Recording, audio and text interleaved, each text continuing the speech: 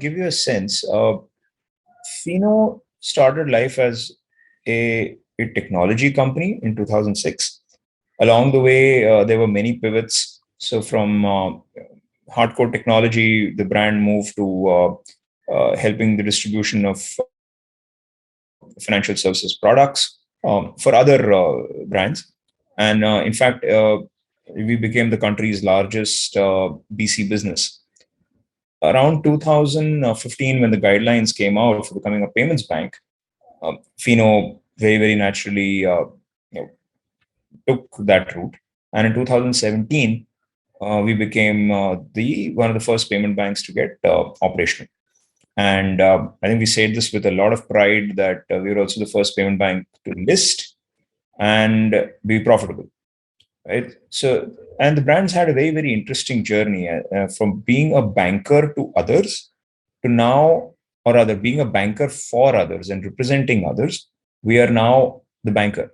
We are the bank offering good quality last mile banking services just about anywhere in the country, which is why, as a brand, we now invite people to come into our ecosystem with a very simple and a nice invite which says, Aiye to Sahi. The reason we say that is because hum hazir har kahin.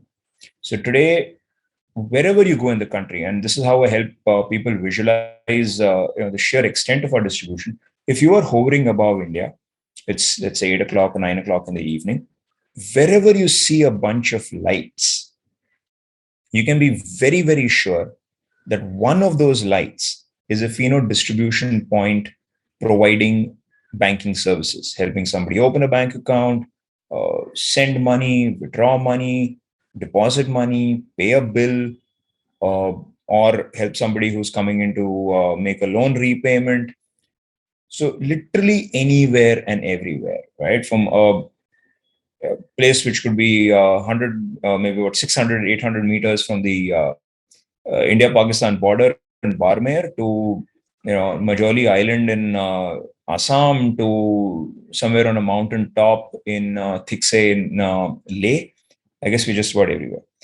Now, this is the journey for the brand has also been very, very interesting, right? So, when a brand which was very, very focused in a very physical way of banking has been morphing into a bank which is increasingly getting digital. And along the way, we've been phygital in nature, wherein which is essentially assisted banking, and now everything is moving to a fairly digital kind of a format as we've also evolved along with our customers. When we started, our whole thought was that we built our entire proposition around respect, because that's where that is what is lacking as far as access to banking services went for consumers. They were never treated too well in a conventional banking environment. Uh, their effort was never respected. We built on that, and along the journey, when we spent a lot of time with our consumers to start figuring out why do they come to us.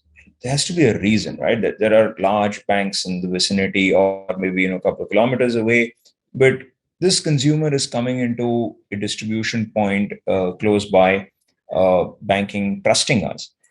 And the answer always was, "Ki, you're always there." And that's when the whole brand promise of Hamesha was born. It said that, yeah, I mean, that's a good idea, right? I mean, you come to me because there is a certain sense of permanence, a certain sense of always being on or high availability. And that's how our journey as a brand whose proposition really is Hamesha was born. We built on it. It's been a great platform. And, every brand has to somewhere at times do a refresh, right? Get more engaging with its customers, even if the category is as commoditized as banking. So when again we went back to our consumers and kept figuring, that yep, we're always there, but what do we really bring to you? What is that sentiment that we bring to you? And that whole sentiment was fikr not. That this is just, you don't need to worry when you're working with Fino, or where when you're banking with Fino. And that's when the penny dropped that maybe it was too obvious and hence we didn't notice it. But you know, fikr not and is FI and NO. and that's exactly our acronym. And probably something that we should have cracked maybe 4 or 5 years ago. I guess consumer speak helped us crack that. So we are really talking about Fikr not as a thought, right? So that's really been the journey of the brand. And today, what we're very, very proud of is that one, distribution, b, running one of banking's largest, probably the largest subscription bank account proposition. We have stickiness that averages in about the 60% plus mark, which is remarkable because my consumer is somebody who is working incredibly hard at, let's say, a small tea stall uh, in the middle of nowhere in Yavatmal. Or the guy is young technician at ancillary unit somewhere in Baddi in Himachal Pradesh, right? So we are working with this consumer and we are growing along with this consumer. And that's what has really driven stickiness, growth, and everything for us.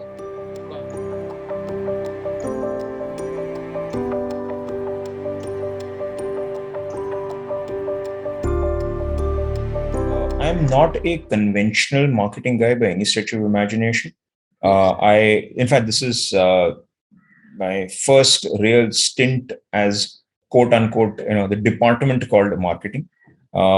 Through City, it was out and out sales and distribution, product management, and but when you have your stint as an entrepreneur, that's when you actually do everything, right? You're the brand, you're the sales and distribution, you're marketing, you're everything. Um, and then there's this particular formal role. So in term, but what was very interesting, and this is a lesson that I've always carried, right from my very very first day of hitting the field in consumer lending, to whether it was retail, or small stint in the education sector, or to whatever I've done, is that largely businesses and industries are the same. That's one. Grammar context here and there may change, but fundamentals are largely the same. Two, buying behavior is always non-rational. I think that's the most interesting part about working with consumers. Consumers are inherently non-rational. Across industries, consumers use shortcuts, heuristics, or biases, whatever is the word you would want to use, to decide what they want to buy from whom they want to buy. So and I think this penny drop is important because it just starts helping you reduce the amount of complexity in your campaigns or in fact, even in your S&D effort. Third, very, very big learning, having managed businesses across the country, is that we are a very homogeneous country. We are insanely homogeneous. Language may vary, the way we speak may vary, or rather, it does vary. Food varies, but the way you go about, especially financial services, is a very big function of your life stage and not where you come from or where you are or the language you speak. That means that sets the context for really bringing down the number of variables to work with, to bring down the complexity that you know, uh, which ultimately kind of creeps up into most marketing campaigns, because you tend not to you tend to overthink what the consumer does, and you tend to I think just add too much of your own industry or your own manufacturing statements kind of sentiments into whatever you believe that the consumer wants. So I think for me that's been a very important part of my journey. And I think even I've seen the industry change from a time when the financial services world would actually hawk some products to consumers with some seriously complicated words, you know, CAGR, Sharp ratio, or putting all sorts of bizarre percentages out there, and the consumer will keep scratching his head wondering what's going on. To now making things fairly simple, a bit of regulation has helped, And I think across the board also, people have realized that, look, at the end of the day, the way of thinking is going to be very simple actually. So just keep life simple and move on.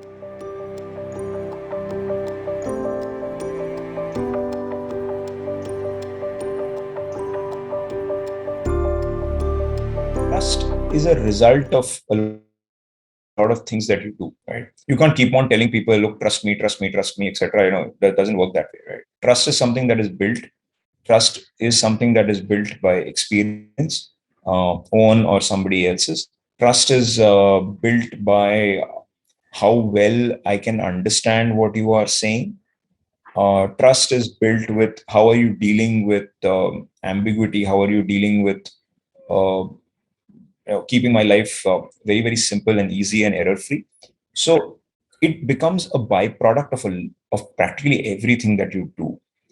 uh, so that means whether it is service, whether it is sales, everybody gets aligned in order for a brand to deliver this thing, the word called trust. And it's a shortcut that consumers will always use to figure out whom to work with. And brands which, hence, when we say a brand gets trusted, what it essentially means is that, one, the consumer is saying, look, I think you will never, you won't do anything that will harm me. The guy has learned it either the hard way or somebody is constantly reinforcing it. So that's your net promoter score in that sense. The consumer is effectively saying, look, I think I can understand what you're trying to tell me. So which means you're not being woozy woozy, gray, throwing fine print at me. Uh, Third, when you trust somebody is when you know what are the next steps. So hey, you know what, I've done this with you. I think if I continue the relationship, I'm going to get A, B, C, D. Or right now I'm trying to do something with you, and the next step is this, that, and that. So that actually ends up building trust. So for us, the North Star, for all practical purposes, is actually just staying true to our whole proposition, which says that, look, whatever we do, it's Hamesha, which is always. So we'll always trade true to that, which is basically availability. That's very clear. So whether it is availability of an outlet physically somewhere, availability of cash at that outlet so you can come and carry out your banking activities, availability of the right training, equipping the person out there to offer the best of services, that is the gold star. And that eventually downstream builds trust. And figure not that, look, don't worry. Your next steps are always very clear. And the guy working with you, my partner out there, the distribution point, has everything required for you. So just don't worry. And there's a very interesting story that I have on this. Once I was out in the field, and this is a small village area, and I was watching this bank, and we had a little outlet which was very close to that bank branch to some other company's bank. Um, and yeah, people would typically go in twos or threes. If one guy is banking, he probably has two people coming along with him, and they would transact and go away. And what I was noticing was that at this outlet of Fino, which is was across the road, people were coming single. They would do their transaction and they would go away. And this is going on for almost like an hour or something. And I just casually remarked about this to the merchant who was there, that वहां तो दो लोग आते हैं जाते हैं, उतनी भीड़ है, ये you can see people going in groups and coming out, and here you have one and all. Is it what's going on? They clearly seem to trust that guy more than you. He said, "नहीं sir, एक फर्क है कि when he goes there, his friend along with him is his extra pair of eyes to see, is something going wrong? Am I making a mistake? Have I put an extra zero by mistake or something somewhere?" See, when he comes to me, I'm his pair of eyes. I'm the guy checking if everything is going right, right? So that is trust. That is holding hand. That is all building a relationship is. And for us, that is the real north, or the true north, as Andrea Agassi would say.